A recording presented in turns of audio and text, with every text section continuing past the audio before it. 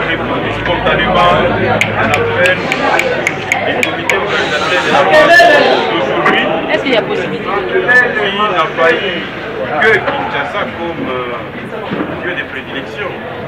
Les marches se sont déroulées dans les provinces du Congo central, notamment à Bakula, à Boma et à Matadi. À Kinshasa, ici la capitale, il y a eu la marche au Katanga, notamment à Lubumbashi. Il y a eu la marche à la Tchopo, à Kisangani. Il y a eu la marche dans le Grand Kassai, notamment à Chikapa, à Kanaka et à Lusambo, dans les Sankourou. Il y a eu marche à Kalemi, dans les Tanganyika. Il y a eu la marche à Kamina, dans les Hauts-Lomami.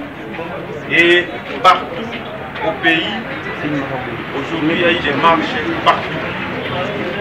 Nous tenons à dénoncer de la manière la plus virulente la brutalité policière qui a été observée aujourd'hui.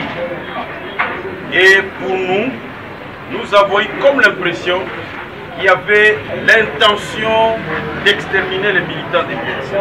Parce que nous ne pouvons pas comprendre que pendant que les militants font un retrait, et ce qui est pire, maman Amida Kamere qui était ici avec les enfants Kamere, qui s'était retranché ici au siège, on a largué des bombes à gaz lacrymogène, plus de 20 bombes à gaz lacrymogène, et nous avons compris que l'escadron de la mort qui était à la tête de cette cohorte de policiers qui étaient venus avait l'intention de transformer le siège de l'UNC en une chambre à gaz, comme au temps révolu de la Deuxième Guerre mondiale. Pour nous, nous condamnons ces actes inciviques qui sont en contradiction avec l'état de droit que prône le président Tshisekedi. Et c'est ici l'occasion de dire que quand nous sommes dans une coalition, nous devons avoir l'habitude de nous dire la vérité en face. Parce que l'amitié, il faut l'entretenir. L'amitié, il faut savoir ce qui est vérité en face. Comment un pouvoir, sachant très bien que l'UNC est membre de l'Union sacrée de la nation, on peut déployer un dispositif sécuritaire avec une brutalité comme celle à laquelle nous avons assisté. Et ce qui est pire, c'est que les hommes qui sont venus ne voulaient écouter personne, alors qu'il y a 2 jours, officiellement, le gouverneur de la ville avait été saisi par écrit par le chef fédéral ad interim de l'UNC, ville de Kinshasa.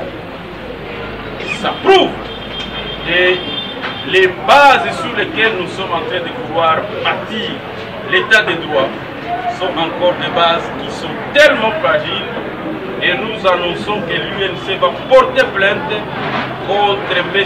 Carl Lewis et contre tous les officiers de police qui étaient présents ici. Parce que l'arbitraire ne sera pas toléré. Nous sommes un parti politique respectueux des règles, encore que nous sommes sous le régime de l'information, et le régime de l'information demande aux autorités de prendre acte.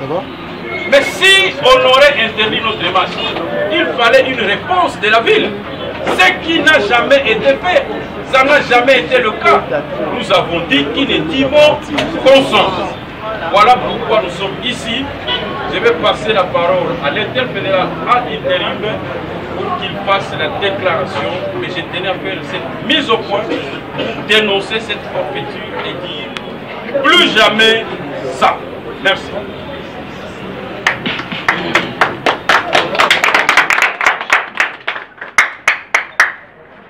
Congolais et Congolaises, Quinois et Quinoises, Mesdames et messieurs membres de l'Union pour la nation congolaise et alliés, mesdames et messieurs de la presse, avant tout, nous tenons à réitérer le message de compassion et de solidarité du président national de l'UNC, l'honorable Vital Kamerhe, et l'ensemble des membres de l'UNC et alliés à nos frères et sœurs de Goma et de Nyiragongo, durement frappés par l'éruption volcanique. Que toutes nos prières les accompagnent.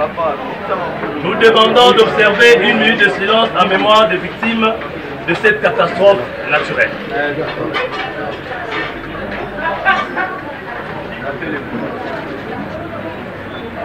Merci. L'Union pour la nation congolaise, à travers l'interfédération de Kinshasa, vous remercie sincèrement d'avoir consacré de votre temps pour répondre à l'appel du comité interfédéral à participer massivement à cette marche de demande d'acquittement organisée pour le soutien à notre président national, l'honorable Dr Vital Kamerhe Lwakaningingi Kingi, emprisonné injustement sur base d'une simple invitation, alors qu'il était directeur de cabinet de son Excellence, Monsieur le Président de la République, député le mieux élu de la République, proclamé par la Cour constitutionnelle dans son arrêt définitif comme député national. Point n'est besoin de revenir au procès du premier décret, car tout le monde, au pays comme à l'étranger, l'avait suivi en direct à la télévision, tout comme à la radio. Au départ, les charges qui étaient reprises dans la citation à comparaître retenaient à son encontre la signature de contrats de gré à gré et le détournement de l'argent de maisons préfabriquées inexistantes selon le magistrat.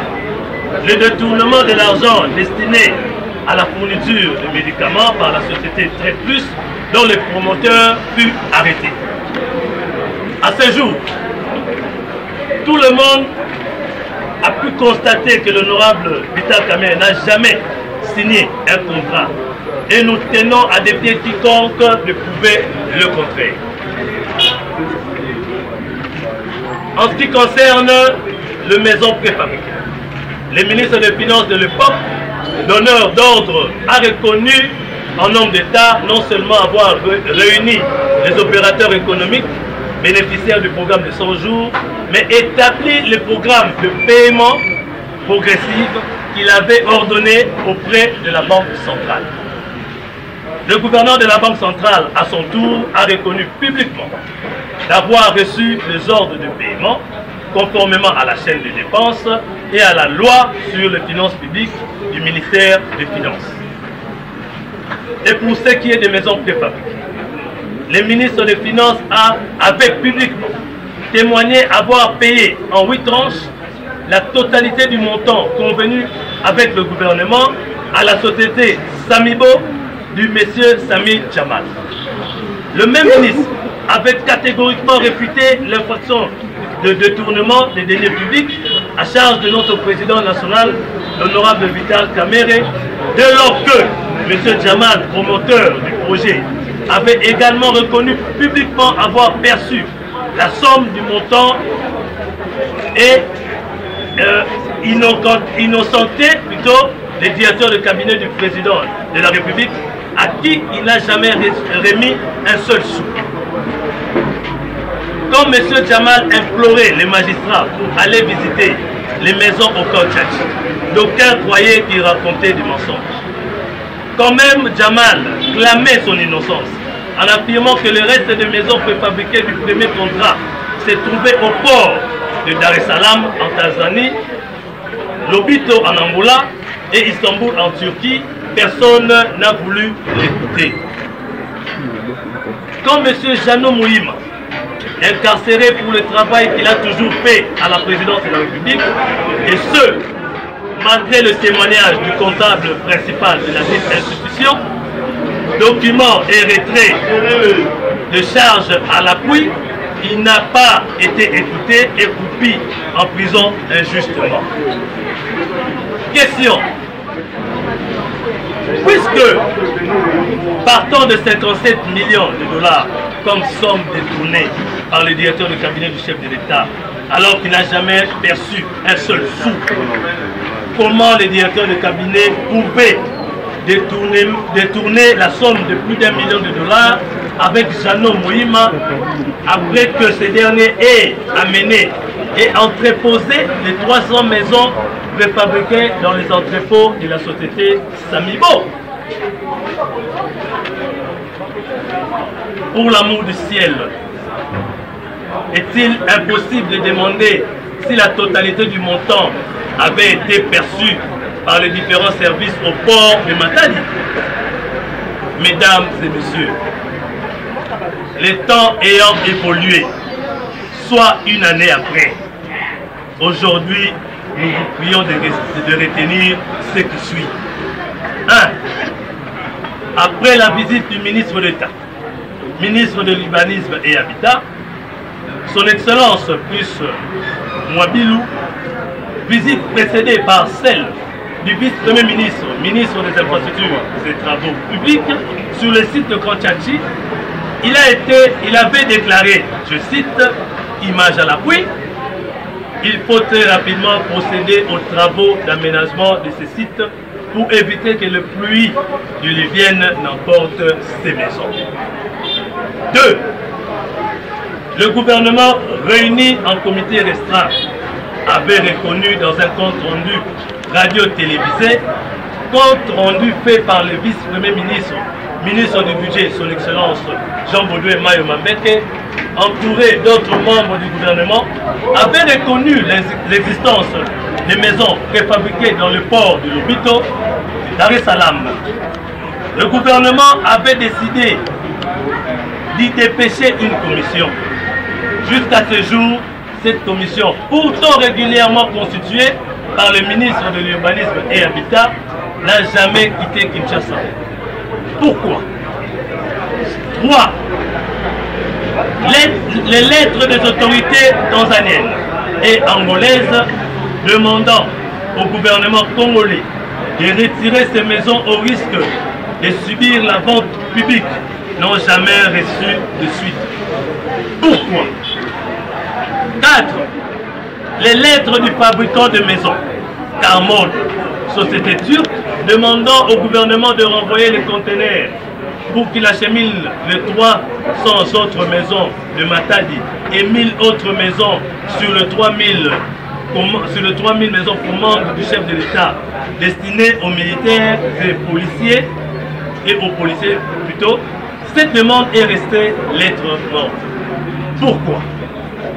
5. La lettre de la société Carmode menaçant de traduire la RDC à la Cour d'arbitrage international pour non-respect des engagements librement souscrits est restée sans réponse. Pourquoi? Au regard de faits nouveaux, vérifiés et vérifiables, il est clair aujourd'hui que le juge du premier degré avait été induit en erreur par une instruction incomplète. Tout en réitérant notre confiance en la justice congolaise, nous ne doutons pas que le juge du second degré va constater un non-lieu et prononcer l'acquittement pur et simple de notre président national, le docteur Vital Kamerhe.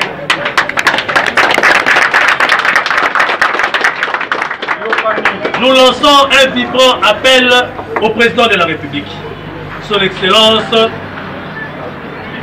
Félix Tshisekedi Tshilombo, dans le strict respect de l'indépendance de la justice, soucieux d'instaurer un véritable état de droit dans notre pays, en sa qualité de magistrat suprême, de s'impliquer personnellement pour que notre président bénéficie d'une justice équitable.